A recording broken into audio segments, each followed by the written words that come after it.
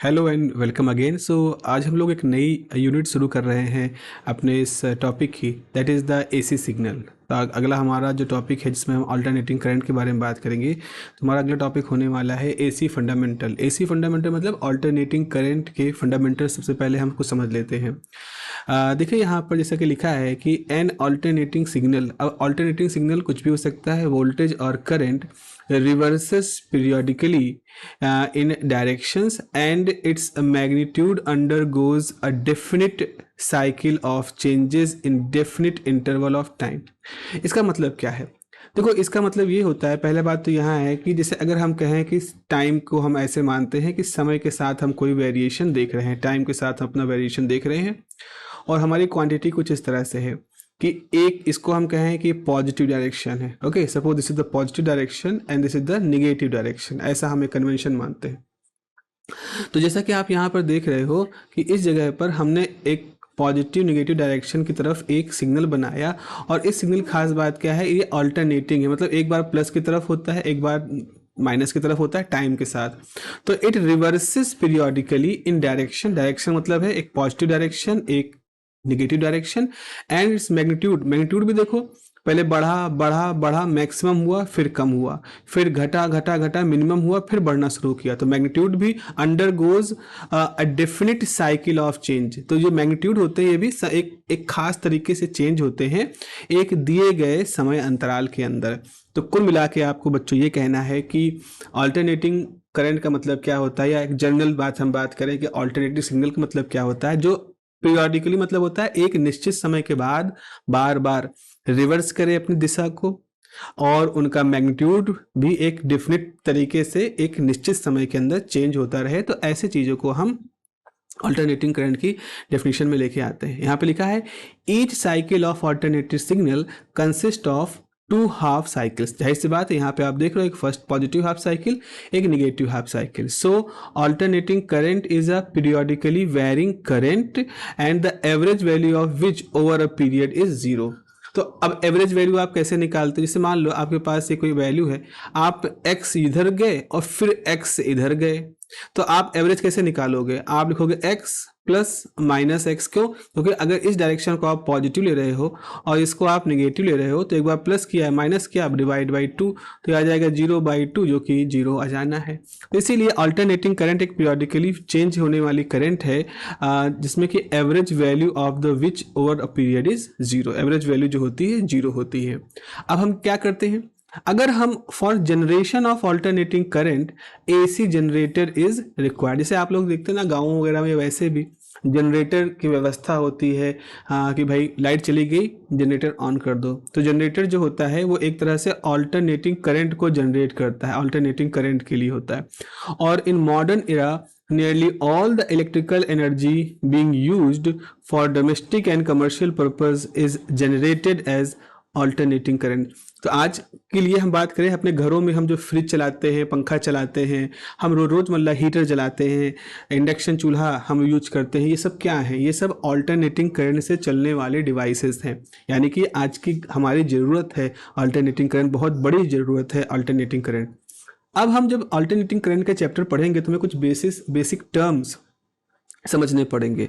Basic term मतलब जिनके terms में हम बात करेंगे, जैसे कि हमें वेव फॉर्म, हम बार बार वर्ड यूज करेंगे, हम इंस्टेंटेनियस वैल्यू यूज करेंगे, अब इंस्टेंटेनियस करंट, इंस्टेंटेनियस वोल्टेज ये यूज करेंगे, इंस्टेंटेनियस पावर यूज करेंगे, उसके बाद हम फ्रिक्वेंसी यूज करेंगे, वेवलेंथ यूज करेंगे, टाइम पीरियड यूज करेंगे।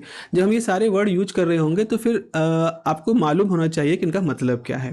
तो जैसे हम वेव फॉर्म के बारे में बात करें, सबसे पहले हम अपना शुरू करते हैं कि what do you mean by waveform. तो लिखा है व्हेन द वोल्टेज और current plotted against time as base it is called the waveform. तो अगर आपने वाई एक्सिस पे वोल्टेज करंट ले लिया और एक्स एक्सिस पर टाइम ले लिया, तो आप ये जो ग्राफ देख रहे हो, इस ग्राफ को आप क्या कहोगे? This is the wave form. Okay, wave जैसी है तो वेव फॉर्म हो गया है। हालांकि हम एक्स एक्सिस पर टाइम के साथ अलावा फेज को भी चूज कर सकते हैं, वो भी हमारे पास ऑप्शन होता है। जैसे हमें यहाँ फेज वैल्यू दिखाई ना, पाई, 0, पाई, तो ये फेज के लिए भी हम ये एक्स एक्सिस चूज कर सकते हैं, but time is more popular. Instantaneous का मतलब क्या होता है, कोई हिंदी में कहते हैं इंस्टेंटेनियस का मतलब होता है क्षणिक या किसी क्षण, किसी पर्टिकुलर मोमेंट पर। तो अगर आप कह रहे हो इंस्टेंटेनियस वैल्यू, तो value of voltage and current at particular instant of time. जैसे आपने जस्ट फॉर एग्जाम्पल, जैसे आप सोचो, अगर इसको मैं थोड़ा सा इस अपनी वेव को लूँ और यहाँ पे हम कहें जैसे ये 0 इससे लेके यहाँ तक का समय कितना है, t/2, ठीक है। यहाँ से कितना समय है, t। अब ये t क्या है, टाइम पीरियड, इसको हम डिफाइन करेंगे। मान लो आप यहाँ पर देखना चाहते हो कोई टाइम स्मॉल t1 है, तो इस पर्टिकुलर टाइम पर आपकी वोल्टेज कितना है या करंट कितनी है, ये वैल्यू है। इस तरह से आपने कोई टाइम t8 चुन लिया, तो t8 टाइम पर करंट या वोल्टेज कितनी है, ये उसकी लोकेशन है। आपने कोई टाइम चुन लिया, ये हो गया t12, तो t12 पे करंट कितनी है, इतनी है। तो इस तरह से जब आप किसी पर्टिकुलर एक किसी खास टाइम पर आप वोल्टेज को चेक करते हो या करंट को चेक करते हो, तो वो जो वैल्यू होती है that is called the instantaneous value. ठीक है, अब हम पढ़ते हैं टाइम पीरियड। जैसा कि नाम है टाइम पीरियड, एक पूरा साइकिल। अब देखो एक जैसे जैसे आप कह रहे हो यहाँ से वेव चली, फिर जीरो हुई, फिर निगेटिव हुई, फिर जीरो हो गई। तो इस तरह से अगर आप देखो तो एक्स एक्सिस पे अपनी यात्रा शुरू की यहाँ से और ख़त्म की यहाँ पर, इस दौरान एक बार प्लस एक बार माइनस और बिल्कुल एक जैसे हैं, प्लस निगेटिव पॉजिटिव साइकिल। तो कितना समय ले रहा है, मतलब इस पूरी यात्रा को पूरा करने में, इस तरह का आकार, वेव का आकार बनाने में कितना समय लिया इस तरंग ने, उसको इसका हम टाइम पीरियड कहते हैं। तो टाइम, अब मैं इसको अगर यहाँ पर लिखूं तो यहाँ पर लिखा है कि time taken, just a minute, time taken by alternating signal to complete one cycle is called the time period या periodic time. Okay, got the point?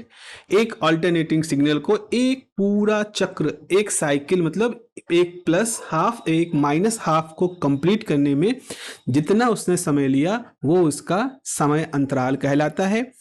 और अगर हम कह रहे हैं, अगर हम अभी, अब हो सकता है ऐसा करने में 5 सेकेंड ले, 10 सेकेंड ले, 20 सेकेंड ले, वी डोंट नो कितना समय वो ले रहा है, तो वो तो टाइम पीरियड हो गया। लेकिन अगर हम ये देखें कि एक कितनी बार ये पूरा कर रहा है एक सेकंड में, फॉर एग्जाम्पल जैसे मान लो आपने कहा कि इसे एक वेव है, एक वेव के बारे में बात करो। एक वेव एक सेकंड में जो व्यवहार दिखा रही है, मैं उसको यहाँ पर ड्रॉ कर रहा हूँ। इसे देखो, ये एक सेकंड में इतनी बार वो अपने आप को दोहरा लेती है। तो एक साइकिल ये है, 2 ये है, 3 ये है, 4 ये है। तो 1 साइकिल, 2 साइकिल, 3 साइकिल, 4 साइकिल। एक सेकंड में इसने कितने साइकिल पूरे किए, 4 साइकिल का मतलब होता है एक प्लस और एक माइनस को पूरा कर लेना। तो यहाँ पर चूंकि एक सेकेंड में इसने 4 साइकिल पूरे किए हैं, तो इसकी फ्रीक्वेंसी क्या हो जाएगी, 4 हर्ट्ज। और एक साइकिल को पूरा करने में जितना समय लगेगा वो होगा उसका टाइम पीरियड। तो जाहिर सी बात है, अगर एक सेकेंड में इसने 4 बार साइकिल पूरी की, तो एक साइकिल पूरा करने में कितना समय लगा होगा, 1/4 सेकेंड। तो आप देख रहे हो कि जो ये हर्ट्ज की वैल्यू है, ये 1/4 करोगे तो आपका टाइम पीरियड आ जाएगा। कहने का मतलब यहाँ पर सीधे सीधे ये निकल के आता है प्यारों कि हम ये कह सकते हैं यहाँ पर कि आपका जो टाइम पीरियड होता है, जो आपने लिखा है नंबर ऑफ साइकिल पर सेकेंड, अल्टरनेटिंग क्वांटिटी है, इट इज द फ्रिक्वेंसी। तो फ्रिक्वेंसी क्या होती है, फ्रिक्वेंसी मतलब होता है एक सेकेंड में कितने चक्कर पूरे कर रहे हो।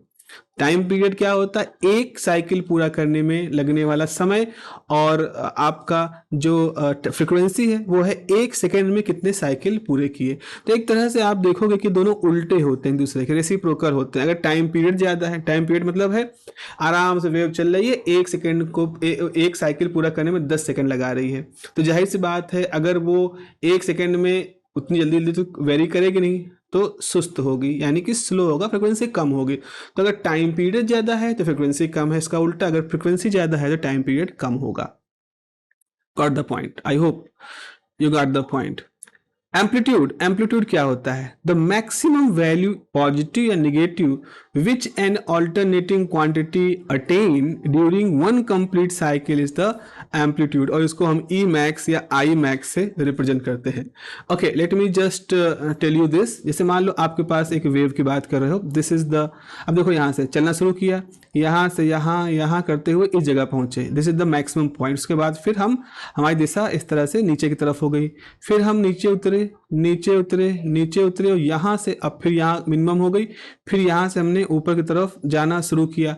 तो ये जो हाइट है, दिस या ये हाइट है, this is called the amplitude, this is the amplitude, इसी को हम एम्पलीट्यूड कहते हैं।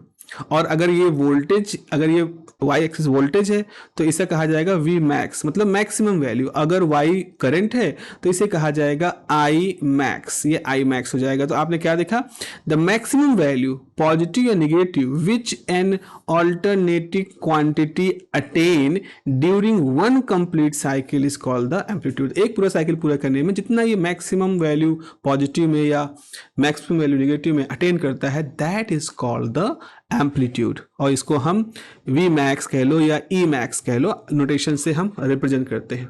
एंगुलर फ्रीक्वेंसी, एंगुलर फ्रीक्वेंसी का क्या है? अब देखो, अब ऐसा है, यहाँ पे एक बात कहा गया है कि if the base is, just a minute, if the base is considered in the radian in the waveform, the complete signal span 2 pi radiance. यहाँ पर ये कह रहे हैं, जैसे मान लीजिए आपने डायग्राम बनाया इस तरह से, आपने इसको रेडियन में नापना शुरू कर दिया बजाय टाइम के। जैसे मैंने कहा था शुरू से, हम इसको टाइम में भी नाप सकते हैं, रेडियन में भी, एंगल में भी नाप सकते हैं। तो ऐसे में क्या होगा, जब हमारा साइकिल चलेगा इस तरह से पॉजिटिव निगेटिव पहुंचेगा तो ये होगा 0 से पाई और फिर पाई से 2 पाई, इस तरह से होगा। तो वही लिखा है कि if the base is considered in the radians in the waveform, the complete signal spans 2 pi. Complete signal spans मतलब पूरा सिग्नल जो है फैला होगा कहाँ तक, 2 पाई में, 2 पाई रेडियंस में। सो अब हम टाइम टेकन कैसे निकालेंगे, तो वहां पर हम एक फॉर्मूला निकालते हैं एंगुलर वेलोसिटी का या एंगुलर फ्रीक्वेंसी का, जिसकी वैल्यू होती है 2 पाई बाई टी, और चूंकि टी जो होता है 1 बाई एफ होता है, तो ये हो जाएगा 2 पाई एफ, और इसी को हम कहते हैं ओमेगा। तो अगर हम रेडियंस में देख रहे हैं और हम देख रहे हैं 2 पाई में फैला हुआ है, तो हम टी को 2 पाई से डिवाइड कर देंगे और इस तरह से हमारे पास एक टर्म निकल के आ जाएगा angular frequency. This is the concept of angular frequency. Now let us move to the next topic, and that is the mathematical representation. What is the mathematical representation of the this whole जो आपका जो आपकी पूरी AC का analysis है, इसको कैसे हम देखेंगे? तो एक तरीका क्या है जो कि अल्टरनेट करता है, क्योंकि यहाँ चेंज हो रहा है, तो हम यहाँ पर V बराबर Vm साइन ओमेगा टी, यहाँ पे देख रहे हो साइन ओमेगा टी साइन का टर्म है जो कि साइनोसॉइडल टर्म है। वी एम इज कुछ मैक्सिमम वैल्यू है, V is the instantaneous value. तो किसी पर्टिकुलर टाइम पे वोल्टेज कितना है, this is small V. Maximum amplitude कितना है, V M, this is the maximum value of the voltage या मैक्स एम्पलीट्यूड है। तो small V is the instantaneous value of alternating voltage, this is, और ये जो ओमेगा टी है it is called the phase. तो in the linear circuit the sinusoidal voltage always produce sinusoidal current. तो एक यहाँ पे टॉपिक ये है कि अगर हमने किसी सर्किट के अंदर, और सर्किट कैसा है, लीनियर सर्किट है, तो लीनियर सर्किट का मतलब है अगर आप उस पे वोल्टेज जो है वो आपका ऑल्टरनेटिंग नेचर का है, जो करंट है वो भी ऑल्टरनेटिंग नेचर की होगी। तो जैसा आपने वोल्टेज लगाया उसी तरह का करंट मिलेगा। ये व्यवहार कहाँ होता है, ये व्यवहार हम लीनियर सर्किट में देखते हैं। इसीलिए हम मोस्टली जो अपनी शुरुआती एनालिसिस होती है वो लीनियर सर्किट के लिए करते हैं। अब जरा देखें आगे, many choices are available for the generation of alternate waveform like the square, triangular, top hat. जैसे अगर हम कहें कि हमें ऑल्टरनेटिंग सिग्नल बनाना है, ठीक है, आपको फ्री छोड़ दिया गया ऑल्टरनेटिंग सिग्नल बनाओ, तो आपने कहा चलो ऐसे ये भी तो बना सकते हैं, ये भी तो ऑल्टरनेटिंग है, ये भी तो ऑल्टरनेटिंग है, एक ही तरीका। अच्छा इसको कहें दिस इज ऑल्सो ऑल्टरनेटिंग, अच्छा इसको कहें इस तरह से कहें तो दिस इज ऑल्सो ऑल्टरनेटिंग, इस तरह से ऑल्टरनेटिंग। तो ऑल्टरनेटिंग तो हम कई तरह से बना सकते हैं, but what is special about this, हम इसको ही क्यों कहते हैं, this is called the sinusoidal. जो पहला हमने बनाया है this is the sinusoidal, this is the triangular, this is some other shape, I don't know what is the name of this is the top hat, square shape, rectangular shape.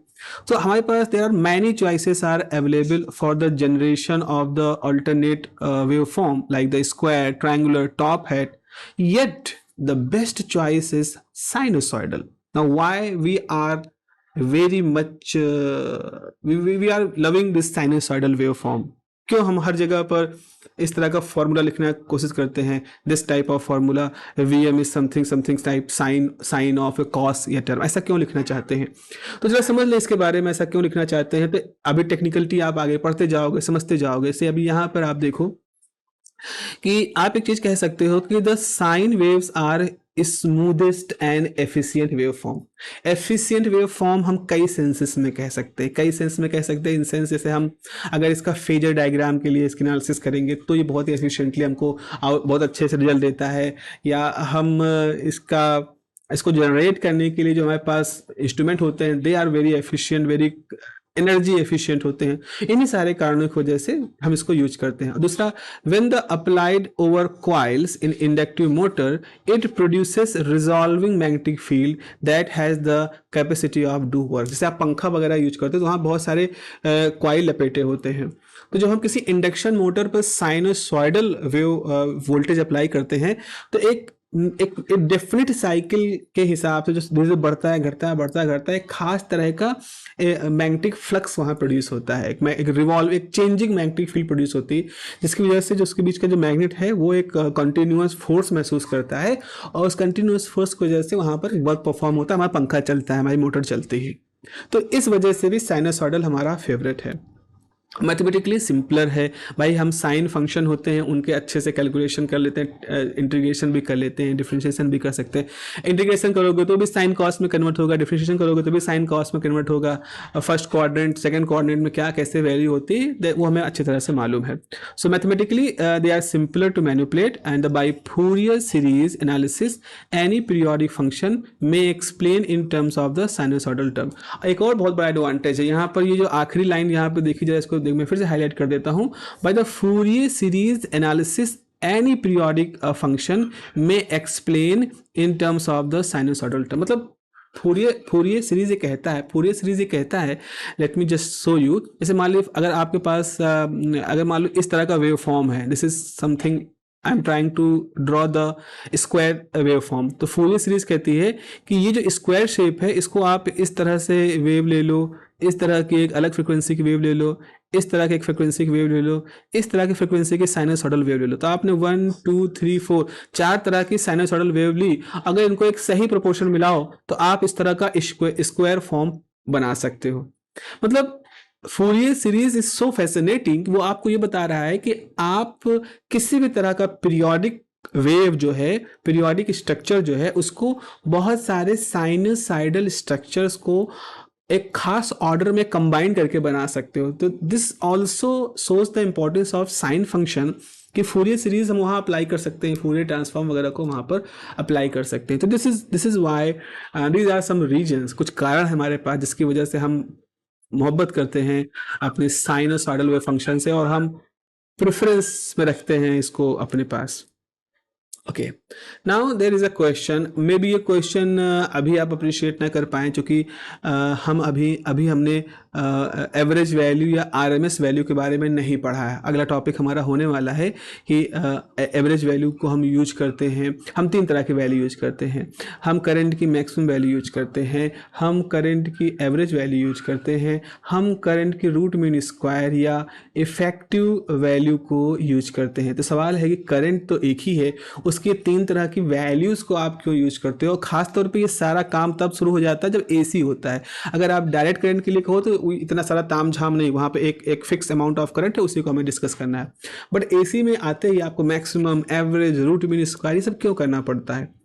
ये जो चीज़ है ये मैंने लिख तो दी है यहाँ पर अभी, लेकिन इसको मैं डिस्कस करूँगा तब जब हम एवरेज, मैक्स और आरएमएस या इफेक्टिव वैल्यू को पढ़ लेंगे। अभी इसके बाद ही लेक्चर्स में आप इसको पढ़ लोगे, तब हम वापस से इस पेज नंबर 2 पे आएंगे और आपसे हम डिस्कस करेंगे कि क्यों हमने ये सब चीज़ें किया। ये काफ़ी इंटरेस्टिंग डिस्कशन होने वाला है, क्योंकि हम यहाँ पर वो लॉजिक समझने वाले हैं कि why we want to calculate the average value.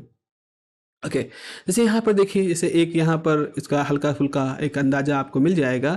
हमने यहाँ पर एवरेज वैल्यू और root mean square value of the AC current के बारे में बात की है, शुरुआत की है।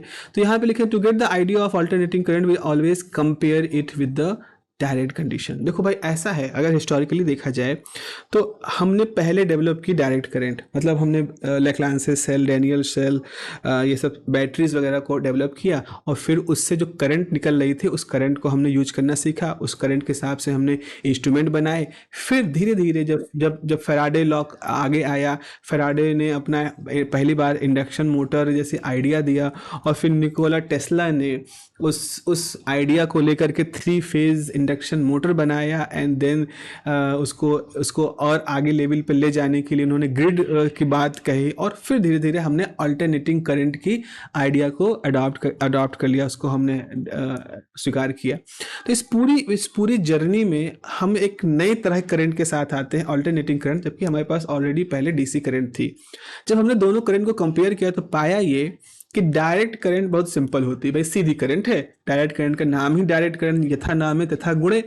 तो नाम उसका ये है कि अगर आप टाइम के साथ करंट की वैल्यू देखो तो it is almost fix, constant होती है। जिस सेल की बैटरी ऑन कर दो तो वो एक कांस्टेंट, टाइम के साथ वो कांस्टेंट बनी हुई है। तो ये अपने आप में एक बहुत बड़ी सिंप्लिसिटी है, भाई टाइम के साथ कोई वेरिएशन नहीं है, टाइम के साथ कोई इसमें झंझट नहीं है। आपकी अल्टरनेटिंग करंट क्या है, वो टाइम के साथ चेंज कर रही है। अब चेंज कितनी तेज कर रही है, फ्रिक्वेंसी का इशू आ गया। चेंज होते समय एम्पलीट्यूड कितना हो रहा है, मैग्नीट्यूड वाइज कितना चेंज होती, लो एक और झंझट आ गया। इस तरह से बहुत सारे यहाँ पर इश्यूज आपके सामने आते हैं अल्टरनेटिंग करंट। तो हम जब भी अल्टरनेटिंग करंट की कोई बात करते हैं तो एक बार कंपेयर करते हैं उसको डायरेक्ट करंट के साथ। भाई यार देखिए, जो पुरानी वाली है उसके साथ ठीक ठाक वो होती तो कैसा होता। इसी तुलना ने हमारे सामने ये सारे कॉन्सेप्ट ले आए, यही सारा जो जार्गन्स है ये हमारे सामने आ गए, क्योंकि let us do the average value, let us do the root mean square value या effective value.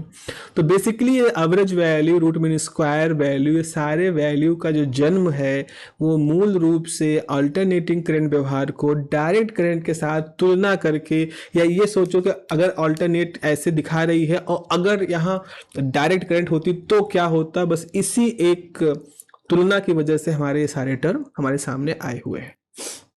Okay, let us look at the first topic, first heading हमारी ये है कि फर्स्ट पॉइंट है कि the average of mean value, average और होना चाहिए, दिस इज नॉट ऑफ, और एवरेज और mean value of the alternating current is equal to the value of the direct current which when transfer across any circuit the same charge as if it's transferred by alternating current during a given time. Maybe it is a little bit tongue twister kind of definition, but it is the most correct definition, जो ये कह रही है कि जैसे मान लो एक direct current है, तो डायरेक्ट करंट का मतलब क्या होता है? भाई करंट का मतलब क्या होता है? करंट का मतलब होता है, आप समझते हो कि करंट बराबर होता है amount of charge per unit time. Given time में जितना अमाउंट ट्रांसफर हो जाए किसी गिवन क्रॉस सेक्शनल एरिया से, that is the amount of current passing through that location. तो यहाँ पर हम कह रहे हैं कि अगर हमारे पास कोई एसी करंट है, उसका हम एवरेज निकालना चाहते हैं या उसका हम मीन निकालना चाहते हैं। इसका मतलब है कि हम उस अल्टरनेटिंग करंट की उस चार्ज ट्रांसफर को देखना चाहते हैं, उस चार्ज ट्रांसफर यानी कि dq/dt की बात करना चाहते हैं, जो कि किसी डीसी वैल्यू के बराबर होती, किसी डीसी करंट के वैल्यू के बराबर होती। फॉर एग्जाम्पल, जैसे आपने कहा कि अगर आपके पास एक करंट है, उसकी एवरेज वैल्यू है एवरेज वैल्यू है 1 एम्पियर, तो अल्टरनेटिंग करंट तो हमेशा वेरी कर रही है इस तरह से, प्लस माइनस, तो फिर आप उसकी वैल्यू तो चेंज होती हुई बताओगे नहीं। हमने उसकी एवरेज वैल्यू बताई 1 एम्पियर, यानी कि ये जो अल्टरनेटिंग करंट जो कि चेंज होते होते चल रही है, ये चेंज होती होती जो करंट चल रही है, ये कैसा प्रभाव उत्पन्न कर रही है, जैसा 1 एम्पियर की डीसी करंट प्रोड्यूस करती।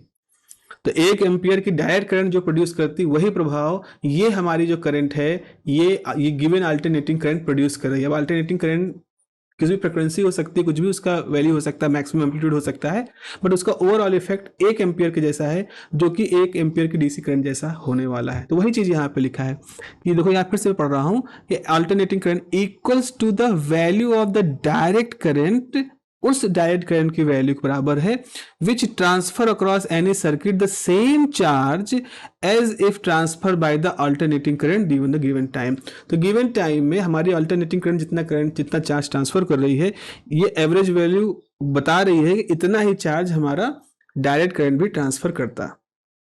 Okay, next is the RMS value. RMS value की हम बात करते हैं, तो यहां पर आप देखो आरएमएस वैल्यू क्या है कि आरएमएस वैल्यू ऑफ और ये effective value of an alternating current is the value of the direct current which when flow through a resistor. तो हम कह रहे हैं किसी एसी अल्टरनेटिंग करंट का इफेक्टिव वैल्यू या आरएमएस वैल्यू वो वैल्यू है जो अगर हम सोचें कि अगर एक डायरेक्ट करंट किसी रजिस्टर से फ्लो करती, कब कितनी देर फ्लो कराते, in a given time interval produce same amount of heat as when the alternating current is flowing through the same resistance for the same time.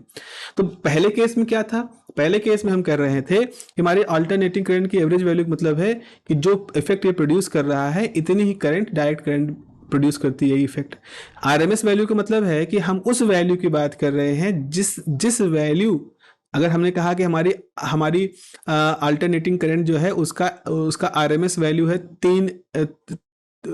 3 ampere, तो इसका ये मतलब निकल के आता है कि ये जो करंट जब किसी रजिस्टर से जाएगी, जो हीट प्रोड्यूस करेगी वो हीट उतनी ही होगी जितनी 3 एम्पियर की डायरेक्ट करंट प्रोड्यूस करती. Got the point. तो एवरेज वैल्यू क्या है? वो करंट जो एक किसी इक्विवेलेंट डीसी वैल्यू के बराबर होती. आरएमएस वैल्यू क्या है? वो हीट, अल्टरनेटिंग करंट के द्वारा प्रोड्यूस की गई वो हीट जो कि उतनी ही वैल्यू की डायरेक्ट करंट प्रोड्यूस करती. तो एक तरफ अल्टरनेटिंग करंट जो कि लगातार चेंज हो रही है, इस तरह से चेंज हो रहा है, इसने भी कुछ हीट प्रोड्यूस की, और एक डायरेक्ट करंट फ्लो करती तो वो भी हीट प्रोड्यूस करती. तो अगर इसकी प्रोड्यूस की गई हीट और इस डायरेक्ट करंट की प्रोड्यूस की गई हीट बराबर है, तो यानी कि इस एसी करंट की जो आरएमएस वैल्यू है वो इस डीसी करंट के वैल्यू के बराबर है. तो डीसी करंट अगर 2 एम्पियर की है तो इसका मतलब है कि इस एसी करंट की आरएमएस वैल्यू 2 एम्पियर होगी. इस तरह से हम इसको फिजिकली इसको समझने की कोशिश कर सकते हैं. ओके नाउ, अब सवाल ये है कि भाई ये कैसे निकाला कैसे जाएगा. ठीक है, हमें कुछ आइडिया हमने बना लिया अपने दिमाग में, हमारे दिमाग में कुछ आइडिया आ गया कि what is the meaning of the alternating current and so and so and so. Now कैसे हम इसको कैलकुलेट करते हैं? तो हमारे पास कुछ मैथमेटिकल रिलेशन है. सबसे पहले हमने मैथमेटिकल रिलेशन जो है वो किसी अल्टरनेटिंग फंक्शन के लिए डेवलप किया. अभी हमने करंट का नाम नहीं लिया, हमने कोई अल्टरनेटिंग फंक्शन लिया. हमारा एक अल्टरनेटिंग फंक्शन है जो प्लस साइकिल और माइनस साइकिल में चल रहा है. तो by using the concept of the integral theorem both value may be calculated. हम दोनों एवरेज और आरएमएस वैल्यू को कैलकुलेट कर सकते हैं. देखो एवरेज वैल्यू का मतलब क्या होता है. फॉर एग्जाम्पल जैसे अगर हमने सोचा हमारे यहाँ 4 दोस्त हैं, दोस्त नंबर 1 2 3 4, 4 दोस्त हैं. इसने 10 रुपये कंट्रीब्यूट किए, इसने 2 रुपये कंट्रीब्यूट किए, इसने 8 रुपये कंट्रीब्यूट किए, इसने 10 रुपये कंट्रीब्यूट किए. तो किसी काम को करने के लिए इन सभी दोस्तों ने कुछ रुपये कंट्रीब्यूट किया. हमने कहा बताओ एवरेज, ऑन एवरेज सबने कितना कंट्रीब्यूट किया. तो 10 + 2 + 8 + 10 डिवाइडेड बाय 4 दोस्त हैं, कितना हुआ 10 20 30. तो 30/4, तो यानी कि 7.5 रुपये. तो आया एवरेज का कॉन्सेप्ट ये आया कि औसतन इन 4 दोस्तों ने 7.5 रुपये खर्च किए. हालांकि इसमें से कुछ ने ज़्यादा किया है, कुछ ने बहुत कम किया है, लेकिन एवरेज हम जब 4 रुपये निकालते हैं तो 7.5 रुपये का आता है. तो एवरेज वैल्यू निकालने के लिए आप क्या करोगे भाई? एवरेज वैल्यू निकालने के लिए जैसे यहाँ पैसा है, पैसा पहले का, दूसरे का, तीसरे का, चौथे का, क्योंकि दोस्त सब अलग अलग थे तो आइडेंटिफाई हो गए. लेकिन अगर कोई फंक्शन कॉन्टिन्यूअस है, यहाँ पे तो लोग थे 4, यहाँ पर एक फंक्शन है जो वेरी कर रहा है. देखो यहाँ एक फंक्शन है जो चेंज हो रहा है. Just let me draw this. एक फंक्शन है जो इस तरह से चेंज हो रहा है, इस तरह से चेंज हो रहा है. इस फंक्शन का नाम है एफ, और ये चेंज किसके साथ हो रहा है? टाइम के साथ. तो हमने कोई 2 टाइम इंटरवल ले लिए, T1 T2, और टाइम इंटरवल लेने के लिए मतलब आपने इतनी जगह को अब आप कंसीडर कर रहे हो. अब जो आपने जगह कंसीडर की है, इस जगह में जो फंक्शन है वो ये है हमारा, यहाँ फंक्शन है इतना, दिस इज द ft है यहाँ पर. तो आप ft ले रहे हो T1 से लेकर T2, तो आपने वही लिया. ft मतलब समझ लो दोस्तों की संख्या, और कहाँ से रन कर रहे हो, 1 से लेकर के 4 तक ये रन कर रहे हो. इंटीग्रेशन में तो ये वैल्यू होती है. तो ये ऊपर न्यूमरेटर ये क्या दिखा रहा है? न्यूमरेटर वही दिखा रहा है जो हमने यहाँ किया था, दोस्तों के द्वारा दिए गए रकम को जोड़ा था. तो integration T1 T2 ft dt. और नीचे क्या है भाई? समय तो 0 से लेकर के t तक वेरी कर रहा है ना, लेकिन आपने केवल T1 से लेकर के T2 तक का समय लिया, तो T2 - T1 ले लिया for part of the time interval. अब क्या करेगा? कंप्लीट साइकिल के लिए क्या होगा? एफ एवरेज कितना होगा? एवरेज निकालना है. तो चूंकि हम केवल छोटे समय के लिए ले रहे थे ना, T1 से T2, अगर हमने ये T1 को 0 मान लिया और T2 को t मान लिया, तो इसका मतलब हमने इस पूरे हाफ साइकिल के दौरान जितना भी वेरिएशन हुआ है उसको ले लिया है. तो ठीक है, कर लीजिए आप इसको. आप बस क्या करिए, जो लिमिट है T1 को आपने 0 कर दिया, T2 को आपने t कर दिया, तो इसको एक्सटेंड कर दो 0 से t, और टोटल टाइम कितना हो गया? यहाँ हो गया t माइनस जीरो यानी कि t F T D T. तो एवरेज भी जब निकालोगे आप तो आपका ये वैल्यू आ जाएगा। और बेसिकली एवरेज जो होता है वो कर्व का एरिया ही होता है। देखो ना, ये पूरा एरिया ही है जो यहाँ पर आपने कैलकुलेट किया है। तो एरिया के टर्म में भी आगे बात करेंगे, फिलहाल एफ एवरेज जो हो गया वो इस तरह से हो गया। अच्छा, वेव फॉर्म सिमेट्रिक है। हमने क्या किया, हमको आधे का एरिया निकालना है। तो एवरेज तो हम आधे से भी निकाल सकते हैं, 0 से t/2 तक चले जाओ तो ठीक है। अगर आप 0 से t/2 तक चलाओगे तो यहाँ पे क्या था, एफ एवरेज अगर आपको निकालना है तो आप 0 से t/2 तक जाओ, एफ टी डी टी कर दो, और नीचे समय कितना लिया है t/2, ये पलटेगा तो आ जाएगा 2/t, 0 to t/2 F T. Simple सा कैलकुलेशन यहाँ पर आप कर सकते हैं। और अगर आप RMS वैल्यू की बात करें तो सीधे मैं फॉर्मूला लिख रहा हूँ, आप जो फंक्शन लो उसका स्क्वायर करो। जरा एक बहुत बढ़िया चीज़ बताता हूँ आपको। रूट, इसका नाम है रूट मीन स्क्वायर। काम ऐसे होगा, पहले ये काम होगा, फिर ये काम होगा, फिर ये काम होगा। मतलब पहले आप फंक्शन लो, उसका स्क्वायर कर दो, फंक्शन का स्क्वायर कर दो, फिर उसका मीन ले लो। तो मीन के लिए मैंने बताया था आप एवरेज ले लो, मीन मतलब एवरेज ले लो, एफ टी डी टी कर दो, और पूरा टाइम इंटरवल कितना है टी ले लो, और फिर इसका स्क्वायर रूट ले लो, फिर इसका स्क्वायर रूट ले लो। तो आपके पास ये फार्मूला आ जाएगा, एफ स्क्वायर दिस, फिर इंटीग्रेशन यानी मीन ले लिया, टी से डिवाइड कर दिया, और फिर पूरे को आपने स्क्वायर रूट ले लिया। तो एफ आर एम एस का मतलब ये वैल्यू हो गई कि आप रूट मीन स्क्वायर आप इस तरह से उसका कैलकुलेट कर लेंगे।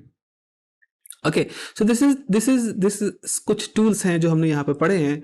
आगे अगले सेक्शन में हम बच्चे बात करेंगे अगले टॉपिक में कि आपकी जो एक्चुअल अल्टरनेटिंग करंट है उसके लिए हम आई एवरेज निकालेंगे, हम आई आर एम एस निकालेंगे, और फिर देखेंगे इनके एक्सप्रेशन को हम कैसे लिख सकते हैं। So that will be the our next topic of discussion. So have a nice day, take care and be happy.